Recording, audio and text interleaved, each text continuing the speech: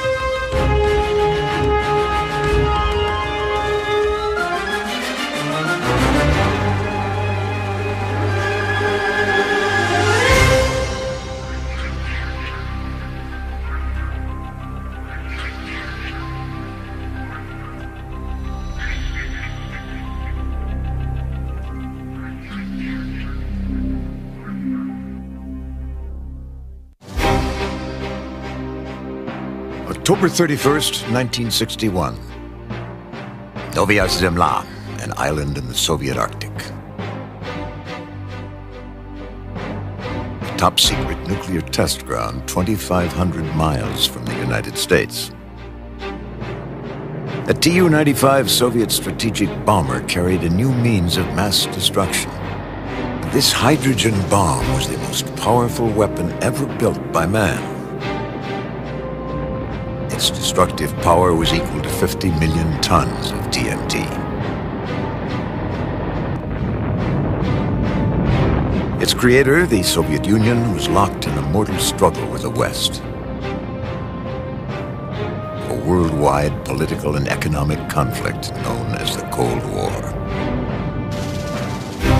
We have announced that we have a 100 megaton bomb. Yes, we have. I confirm it. But we are not going to test it, because if we explode it where we intend, we could break our own windows too. The Cold War was rooted in ideology, deep distrust, and fear. In the struggle between communist tyrannies and Western democracies.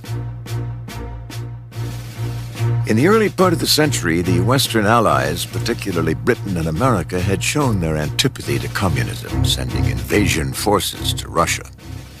By the 1930s, they distrusted Stalin and his ruthless secret agencies. They feared his power and his designs on the West. The Nazis had seemed a powerful barrier to the Bolshevik tide, but had revealed their true vicious intent and had to be defeated. The old ideological enemies made strange and distrustful allies. Even during World War II, the alliance with the Soviets was a match made in hell. Stalin felt, not without reason, that the West would happily let the Nazis and the Soviet communists bleed each other to death.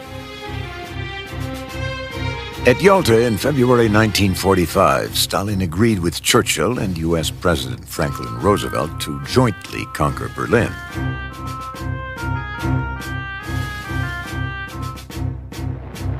But then, on the 17th of April, Stalin secretly decided to take Berlin alone.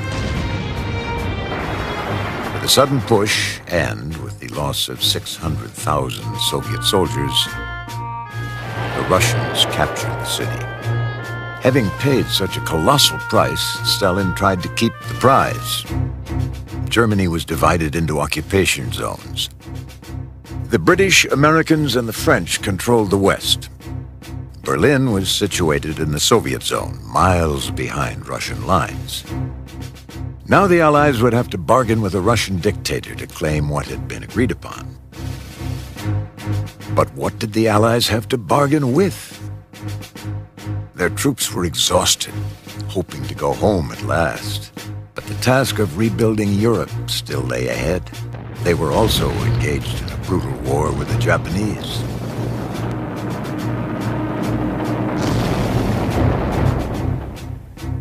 U.S. President Harry Truman had already arrived in Potsdam in July for a victory conference when he received a secret message. The baby is born. It was a code. The first American nuclear bomb had been tested, and it worked. The nuclear age had arrived, and with it, the nuclear threat. Truman immediately informed Stalin that the United States had a super weapon. Stalin gave no indication that he understood what Truman was talking about, but he already knew from his spies inside the American Manhattan Project. The first nuclear bluff was that Stalin did not show his fear. Months later, Truman would use that bomb to end the war against the Japanese.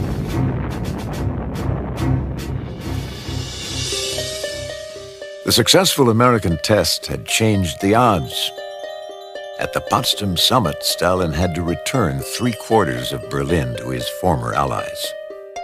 Stalin kept the east, the Allies got the west. Before long, Stalin realized he'd made a mistake. The U.S. Marshall Plan revitalized and rebuilt Western Europe. Berlin was a beacon of freedom in a tyrannical communist state. The standard of living in West Berlin rapidly rose, much higher than that in the East. U.S. aid was offered to Stalin, but fearful of Western influence behind the Iron Curtain, he turned it down. Eastern Europe would have to rebuild as a collection of impoverished Soviet-ruled states. Hundreds of thousands of Germans fled to the West. Nothing the communists did could stop them. Facing a growing crisis, Stalin developed a simple, ruthless plan. Surrounded by communist territory, West Berlin depended on rail and road corridors. Stalin decided to starve the Berliners into submission. Suddenly, all traffic arteries were cut off. Neither trains nor trucks could get into besieged Berlin. Planes still flew, but Stalin expected Berlin, with its 2,500,000 inhabitants, left without heat, food, or electricity, to surrender. I believe that the blockade of Berlin was a bad mistake on the part of Stalin. His hopes, apparently, Western powers would either have to withdraw from West Berlin. I do not think that he envisaged the possibility that they would be able to set up air bridge. Allied air forces under U.S. General Lucius Clay took up the challenge. A call went out for volunteer pilots. There was one route the Soviets couldn't close, the bridge in the sky. The Berlin airlift would attempt to supply a city of millions, totally by air. For 8 months, every 2 minutes, day and night, in spite of the danger, in spite of threats from East German interceptors, in all kinds of weather, the Allied pilots brought in supplies. 270,000 flights, 1,800,000 tons of cargo, from coal to milk to food. A fantastic, heroic operation of mercy and of defiance. The kindness of the Allies toward their recent mortal enemy took the world by surprise and astonished the Russians. Stalin was infuriated. In his massive land force of 2 million troops and tens of thousands of tanks outnumbered the Allies. Worried that Stalin would risk a war to occupy West Berlin, the Allies concentrated 90 nuclear bombers in Britain. President Truman made it clear that he would order a nuclear strike at Soviet bases in East Germany. The first atomic confrontation had begun. For 270 days, the world teetered on the brink of nuclear war. Then Stalin weakened.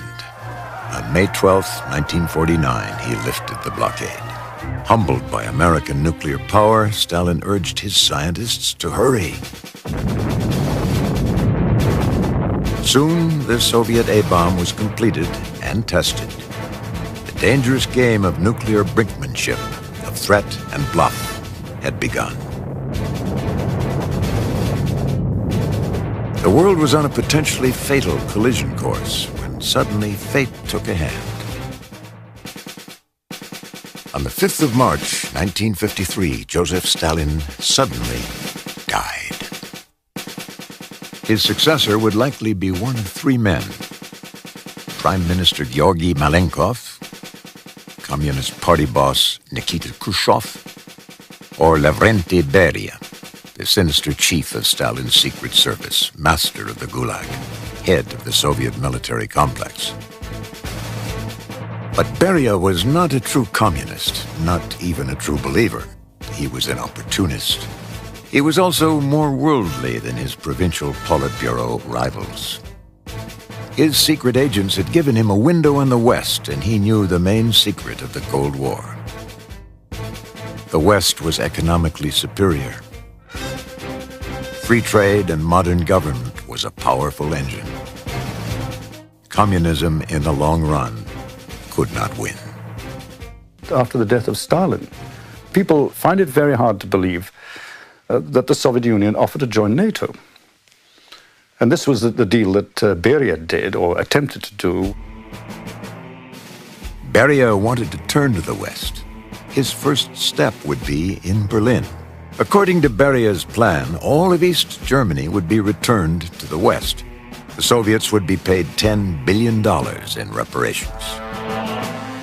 In the summer of 1953, Beria arrived in Berlin to speak with the East German government. But he made a fatal mistake. He underestimated the East German rulers' desire to remain in power, even as puppets of the Soviet Union. As soon as Beria left for Moscow, an uprising broke out in East Berlin. For many years, it's been believed that this riot had purely economic roots, that people were demonstrating for food, for a better living standard. But in fact, this insurrection was planned, provoked by the East German government. They requested Soviet tanks to involve Moscow, to compromise Beria's plans and to prevent Germany from being reunited. When Beria returned to Moscow, he was arrested, the result of a plot by Khrushchev. He was declared an imperialist agent and executed in December 1953. A new actor took the world stage. Nikita Khrushchev, the gruff, bear-like, strong-willed party boss, became head of the Soviet Union. He would lead the Soviet Empire during the most dangerous period in world history. In 1953, new leaders came into office on both sides of the Cold War. Retired General Dwight David Eisenhower was elected President of the United States, and Nikita Sergeyevich Khrushchev became Premier of the Soviet Union. The Cold Warriors had first met in Moscow in 1946 at a May Day parade when Stalin invited General Eisenhower to the reviewing stand on the mausoleum in Red Square. Eisenhower's style was to lead by consensus. He'd held together a fractious coalition against the Nazis and now held out hope for a rapprochement with the Soviet Union. But in the following years, mutual distrust grew. Relations between the United States and the Soviet Union rapidly deteriorated. By 1959, the tensions surrounding West Berlin became critical.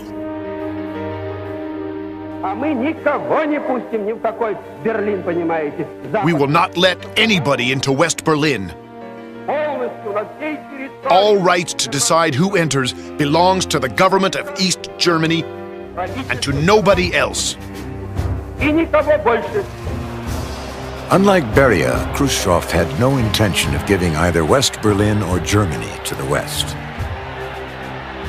Attempts to arm West Germany were continued, The division of Germany was continued, and there was no return move on the part of the United States.